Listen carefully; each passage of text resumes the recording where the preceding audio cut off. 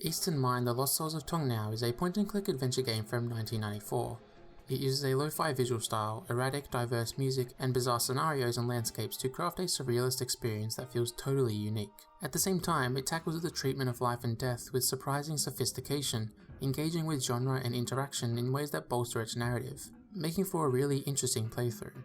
It was created by Osamu Sato, a multifaceted Japanese artist who wasn't interested in video games but rather the opportunity they presented to create interactive contemporary art. Osamu Sato is best known for creating the cult classic PS1 title LSD Dream Emulator, a surreal walking simulator from '98. I've actually done a video on that game already, in which I concluded that trying to create such a definitive, substantial analysis of something that vague was a futile effort. So why try to do that again on another one of Sato's games? Because I wanted to. I mean, what other reason do I need? Okay, also because this game has a much more cogent and tangible narrative, cast, and thematic background, so I'm confident I won't just be retracing my steps. There's more here than meets the eye, and in some ways it was ahead of the curve, so let's find out how as we analyse Eastern Mind: The Lost Souls of Tong Now.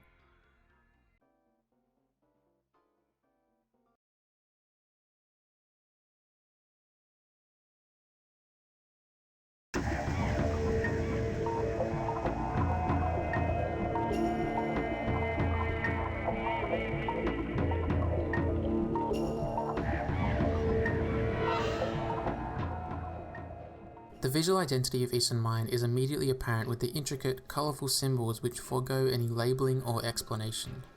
Ostensibly, this is a main menu, presumably with, say, buttons for options or new game, but I sure as shit don't know how to tell which is which. Clicking anywhere seemed to start a new game, so I just went with it. You play as Rin, someone who one day woke up to find they no longer had a soul. This is thanks to the living island of Tong Now, which once a year consumes human souls, leaving them to wither away slowly, eventually dying. Rin, hoping to avoid this, decides to head to the island and retrieve his soul. But, as I'm sure we already know, he of course needs a temporary soul to sustain him until his mission's complete. So he visits another human, Yashiro, in hopes of attaining one. Along the way, he's interrupted by a snake who gives him a rucksack to hold items, and an amulet that will revive him once. Because, sure. After retrieving his temporary soul, which will only last for 49 days, Rin heads for the island of Tong Now.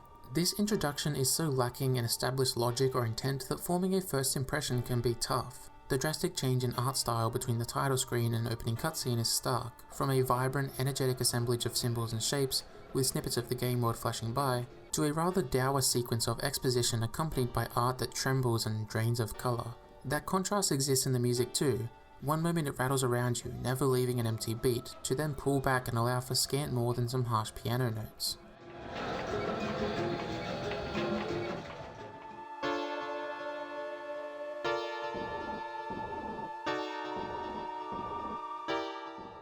It's all ultimately to the game's benefit though.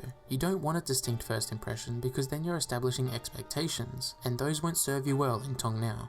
Upon closer inspection, the sun on the horizon reveals to in fact be Osamu Sato's head, with the different parts of it providing access to one of the different lands of the island. Not that anything tells you that. In fact, you're told nothing at all at this point. All you can do is explore and hopefully find some leads or a sense of purpose. As you tentatively explore, the art and sounds hits you over and over, forcing you to contend with it, to digest it in any way you can. The environments and 3D models are crude and compressed, subject to intense dithering that highlights the artifice of the world. The pre-rendered backgrounds make layering of sprites and animations obvious, but does allow for considered construction of each frame. You see exactly what the game wants you to see, and with that a decent amount of detail is allowed, like in the Land of Desire, where the gloss and shine of the golden interior is quite comprehensive. This isn't always the case though, with some images seeming more like suggestions than realised illustrations, to the point that any sense of place is sacrificed. Then there's the music on top of that. Within a song there's often a contrast between these impactful, colliding notes and a sort of dizzied ambience. Then between completely different songs a contrast of character reveals itself. Some tap into vaguely, stereotypically spiritual sounds, like in the aforementioned Land of Desire.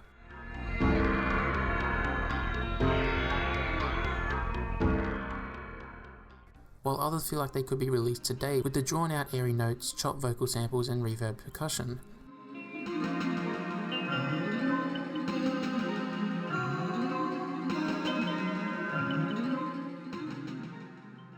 And then, some are oddly of their time, but probably not intentionally. There's a song here that sounds like it could be rapped over by like early 3-6 Mafia or Tommy Wright III or something, like old underground Memphis stuff.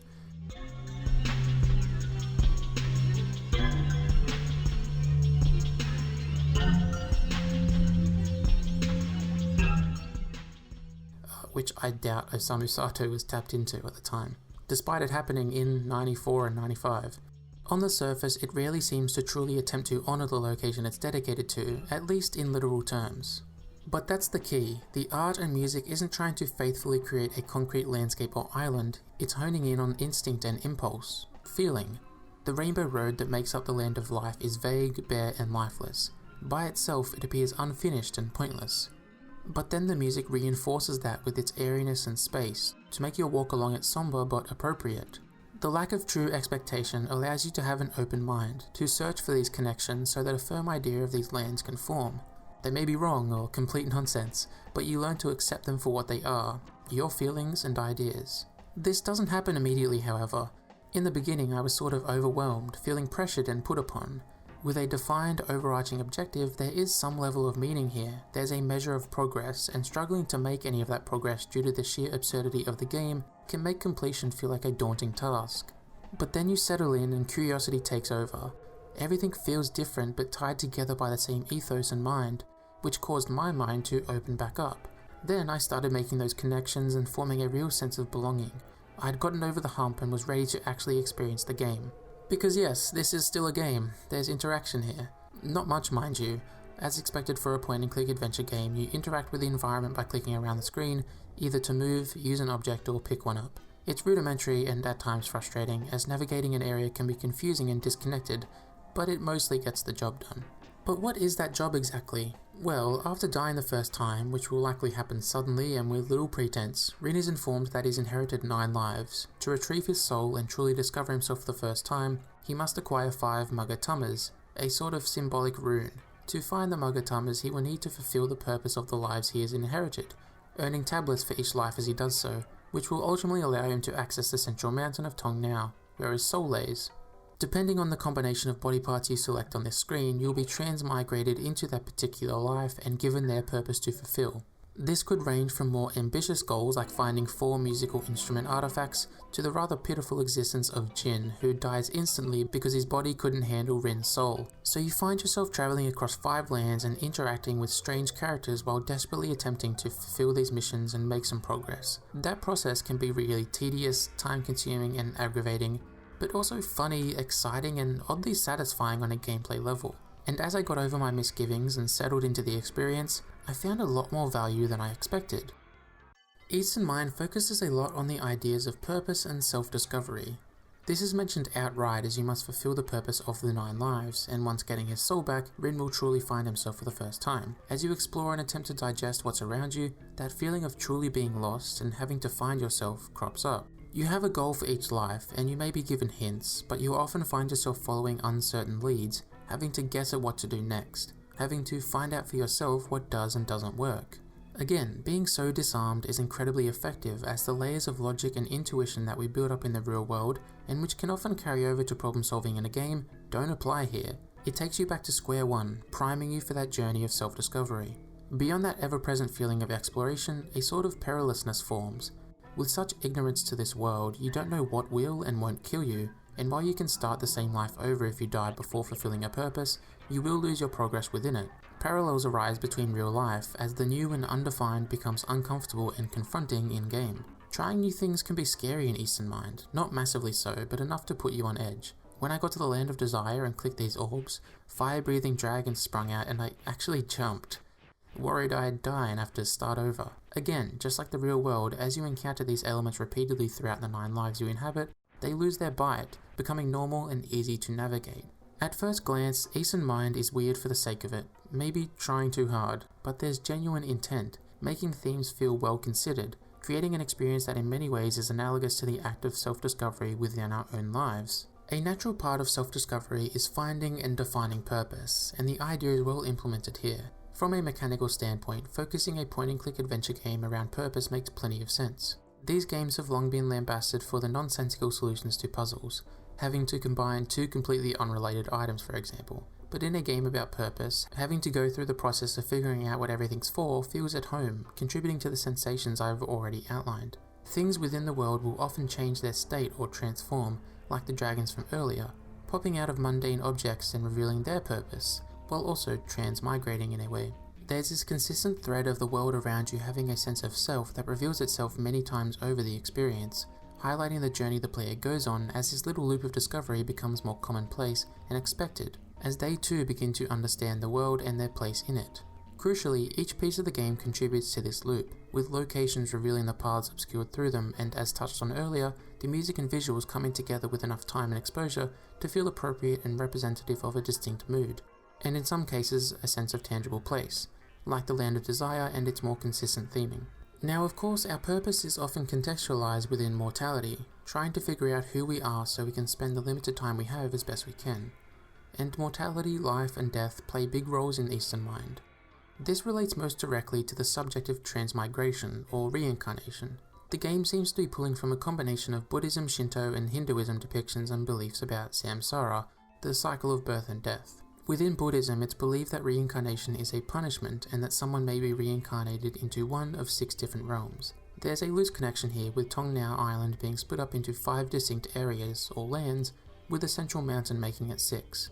Then, many Japanese Buddhist schools assert that reincarnation occurs after 49 days in Bardo, that being the liminal state between life and death, which we can infer is what Rin is experiencing, as he merely has a temporary soul, one that's said to last for 49 days, making him not quite alive and not quite dead. The connections to reincarnation as interpreted by Hinduism are more philosophical. A soul will carry over between lives, being influenced by its karma in the previous life, which matches up with the consistency within the 9 lives you live out in Eastern Mind, which all feel underpinned by Rin's presence. In Hinduism, a soul will be reincarnated endlessly until it gains moksha, a sort of liberation or emancipation that comes after a pursuit of self-knowledge, self-discovery or finding of purpose, matching up very closely to the gameplay experience. This all demonstrates a pretty deep foundation of intent and method to the madness, helping a playthrough of Eastern Mind feel fulfilling and considered despite its scattered appearance. A large part of this fulfilling experience is the underlying wisdom to be uncovered as you play, about the idea of life and death. Some of this can be seen in that scattered appearance. The world can be bleak, but it's largely colourful, lively and exciting. There's tons of fun moments to experience here, but if you get bogged down by the confusingly absurd elements and obscure progression, then those moments will pass you by unacknowledged, relating to the need we have to be optimistic, to look for the good in things. As you play through the different lives, a through line of serenity emerges, of a consistent aspiration for peace, one which you strive for in concert with other characters who assist you, this strange feeling of community coming into play. There's also this consistent standard of equality applied to these lives. Each life represents 1 tablet, equally divided at the foot of the central mountain. This is despite the gulf and ambition of some of these lives, like the contrast between Shah's quest to find 4 instruments across the lands and Jin's immediate departure, as I mentioned before. There's an implicit value with which all these lives are treated, no matter how big or small, meek or ambitious. It's a compassionate evaluation of universal human experience, and as you play it feels pure and comforting. At the same time, Eastern Mind's wisdom isn't also pretty. The lives of these characters you inhabit can actually intersect.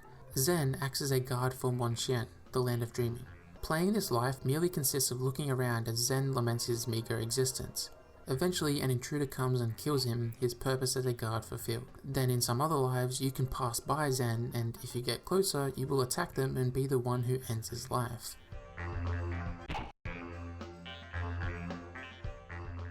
There's tragedy and cruelty that balances out the experience, with more tertiary elements like music and soundscapes contributing in different sections by crafting more sinister moods.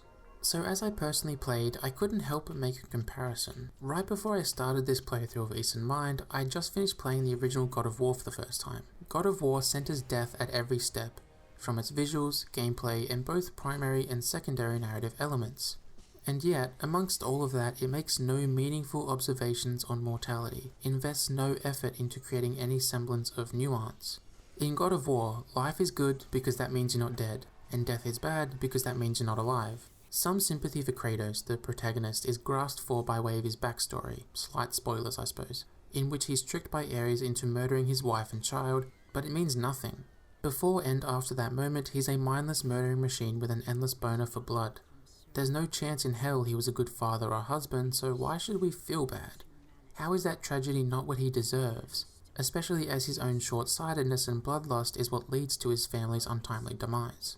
I don't say all of this to admonish God of War. It's an entertaining game with fun combat, but rather to put on display the gulf in sensitivity that's present in the way these two games talk about the same subject. God of War is considered one of the definitive experiences of that generation of gaming, and historical reception highlighted Kratos' supposed sympathetic origins. IGN's review from release, which gave it a fucking 9.8 by the way, it's like an 8 tops, mentions that the player will come to love and loathe Kratos, hinting at complexity that I personally don't think is there. I never loved him in my playthrough.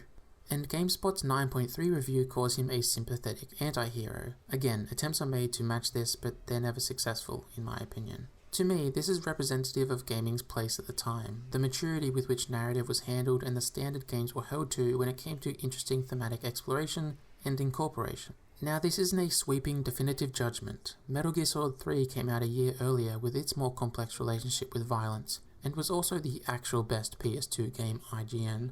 But God of War felt like it was what set the tone for how games discussed violence and mortality going forward for about a decade. I mean shit, that can be seen within the series itself, as it'd be essentially rebooted in 2018 with a game that basically looked back upon its legacy as that tone-setting release. So this probably feels like a pointless tangent by now, but it's not, I swear. Because with this comparison, Eastern Mind's value is brought to the forefront. This is a game that's more thoughtful, perceptive, wise, and insightful than the majority of releases that would precede it for 20 years to come. Its lo-fi execution helps it, with a distinct lack of gaminess, making no attempts to make the act of death feel good, rather depending on the precise experience it crafts to communicate sympathetic lessons about the innate value of our lives and the purpose we try to find within them. God of War drowns in its endlessly self-serious tone while harboring a refusal to let up almost out of spite, suffering to feel hokey and eye-roll inducing in crucial narrative moments. But Eastern Mind, through all its frustrating and obfuscated design, can honestly be touching, reassuring, relatable, and much more human. I can already tell that this point-and-click DOS game from '94 will stick with me way more than the introduction of a juggernaut franchise like God of War, and that's incredibly impressive. But back to Eastern Mind on its own merits. The game's wisdom unravels on your journey to fulfill these lives and acquire the 5 Magatamas. Magatamas are a talisman that across Japanese history have taken on many different meanings. In their earliest incarnations, they are thought to be used as mere decoration. In the Kofun period, becoming ceremonial objects to be placed upon graves, and later during the Yayoi period, becoming a proto-status symbol. Much like the philosophy behind transmigration, Eastern Mind seems to pull from multiple sources at once to merely position them as important symbols, holding the fragments of Rin's soul. As you get deeper into the experience, the importance of the Magatamas becomes muddied. A dynamic arises within objectives, where much more emphasis is put on fulfilling the purpose of the 9 lives, rather than finding the 5 Magatamas. And so, even though the objective of many of these lives will have you crossing paths with a Magatama, it's not unlikely that you'll forget to look out for them, especially as they can be placed rather inconsequentially, with little fervour or focused around some of their presentation, making a couple of them easy to miss. This issue only compounds on the game's esoteric progression, and shows how Eastern Mind can fall apart at moments. When this model of design works, it's great. It forces you to hone in on detail within the world, to think about it, and as such uncover the game's treatment of mortality. But when it doesn't work, and that can be pretty often, it's exhausting. Let's quickly cover a scenario to demonstrate this. During Tao's life, you must register 5 names in a computer, receive a registration card, and take it back to Mokugyo, in the Land of Life. Mokugyo lays out pretty clearly what you have to do, so it's not too tough at first. You talk to someone in the forest to find out the names you have to register, then head to the Land of Time where the computer lies. This so far slots into that interesting mode of play where things are strange but doable, giving you room to infer and inquire about the world and its meanings. Then once you get to the Land of Time, it switches. The pre-rendered screens of this land are placed in such a way that navigating it is incredibly frustrating. You need to get to the central tower but can only access it from one direction, and there's no obvious way to do this. One click too far in a direction seems to put you miles away and at a strange angle. It's so aggravating because you can see where you need to go, you can physically click on it or in that direction, but the area just hasn't been designed to accommodate a logical path through it. So now the experience is eroding. You're way more focused on solely the objective and not the strange art and music that comes with it. The spell's broken. Then, once you finally triumph over the landscape and actually get to the tower, you ascend up the winding stairs and face the computer. The keyboard's in another language. Cool! You probably won't know it, but you have two options. You can either go to another land where some glasses can be found translating the keyboard, or you can find a candle in the land of time that shows an image of the translated keyboard. Both of these require a back and forth trip through this irritating area and are not the most front of mind solutions to this problem. Something as simple as a poorly thought out area design makes the obscure progression cumbersome, pulling focus away from the game's strengths and making the experience rather miserable. The vague graphics get turned into a facilitator of this poor level design, the music becoming grating rather than intriguing and complex. So you can see how Eastern Mind's experience is rather delicate and often loses balance when trying to tread the fine line required for it to truly work. You will ultimately only be able to find 4 of the Magatamas as the 5th ones at the mountain, so you use the 9 tablets you've acquired to unlock the path up. However, you're interrupted midway through the climb by an entity claiming you need the 5 katana gems. Doing so will make the katana of 5 forces appear, helping in the final hour, because that's just how this game is. The other 4 gems are found by interacting with the other images of this entity found around the world. This serves much the same purpose as the search of the Magatamas, but relies more on your knowledge of the world and so acts as a more appropriate victory lap almost. It recognizes the value to be derived from paying close attention to the details of your surroundings and smartly fixates on that with this search. With the 5 forces, you head back to the mountain steps and are handed the katana, which has the ability to release anybody held in captivity. At the apex of the mountain lies a small building. Inside, 4 statues of the 4 kings you've been completing missions for keep the Earth Magatama trapped. You free it with the katana, and with the 5 Magatamas reunited, Rin's soul is reformed. Tong, the true king of Tong now, appears before you. He was also freed by the katana and reveals the truth of the island. Tong now would originally devour troubled souls to purify them. However, the 4 other kings soon realized the power human souls harbored and teared Tong to pieces. The true king called out over and over for a strong soul to find and reunite the pieces, but none succeeded until Rin. Rin's soul returns in a brilliant light, having achieved moksha, that spiritual liberation that comes with self-knowledge and finding of purpose, allowing him to move on, ending Eastern Mind, the lost souls of Tong now.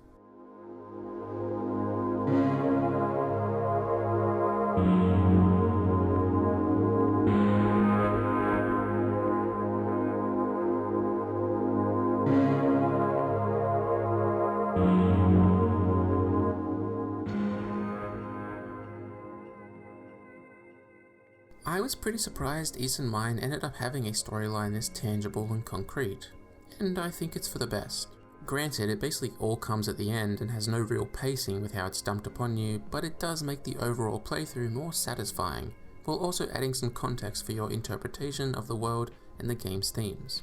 This conclusion gives Eastern Mind a note to end on, but not enough for a verse or true crescendo.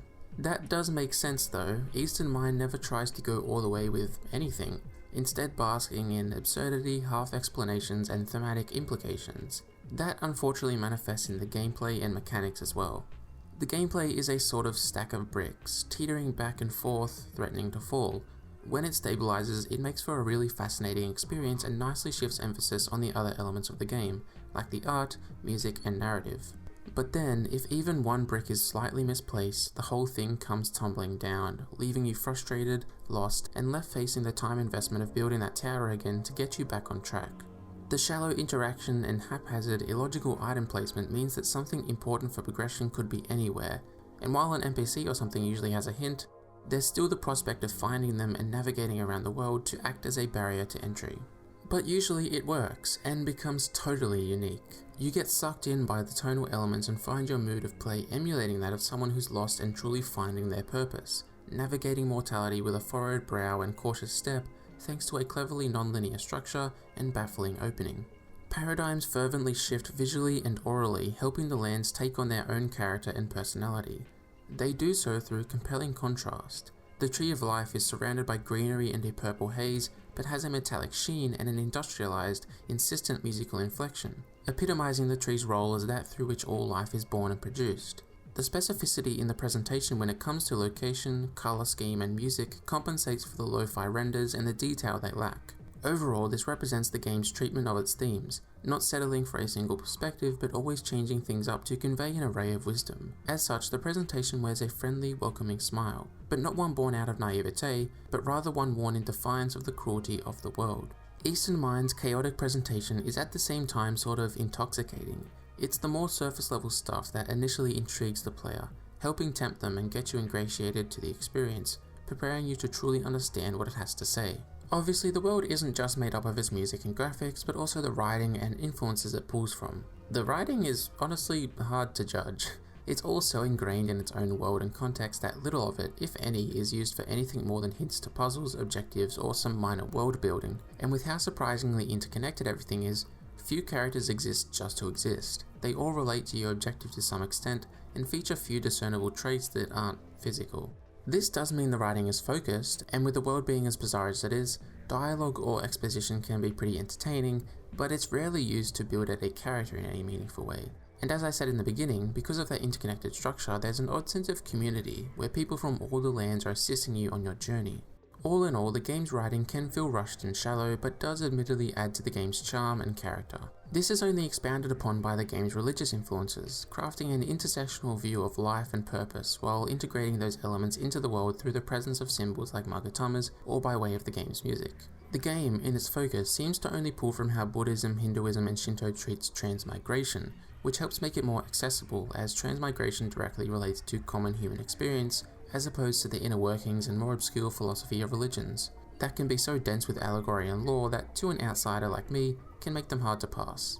All of what I've talked about so far contributes to the game's focus on reincarnation, on finding purpose and facing mortality.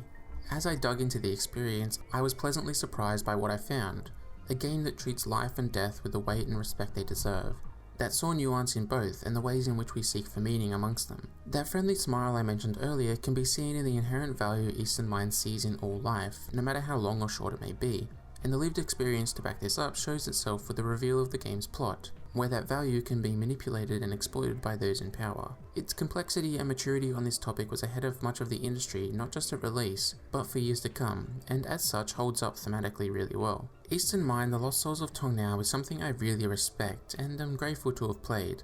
I was tempted to stop at times. It can be obtuse, frustrating, and poorly designed, but at the same time it's completely its own and itself. It feels pure and original, a raw product of compelling human expression that's full of imagination, wisdom, and value. But I don't really have to sum up the game anymore, because it does it itself pretty perfectly right at the end. After Rin has found Moxa, some text scrolls by over Tong Now and the creator, Osamu Sato's, face. As Eastern Mind sees it, life doesn't end but continues forever, and as more collective experience is had, value continues to be added. Every moment is worth something because it's a part of something. Greatness and value is not earned through large experiences or publicly notable moments. We all have impact intrinsically, and over time this amalgamates to greatness and value within all of us. And those are possibly the kindest, most reassuring final words I've ever seen a game give to its players as they leave one world and re-enter another. Thanks, Eastern Mind.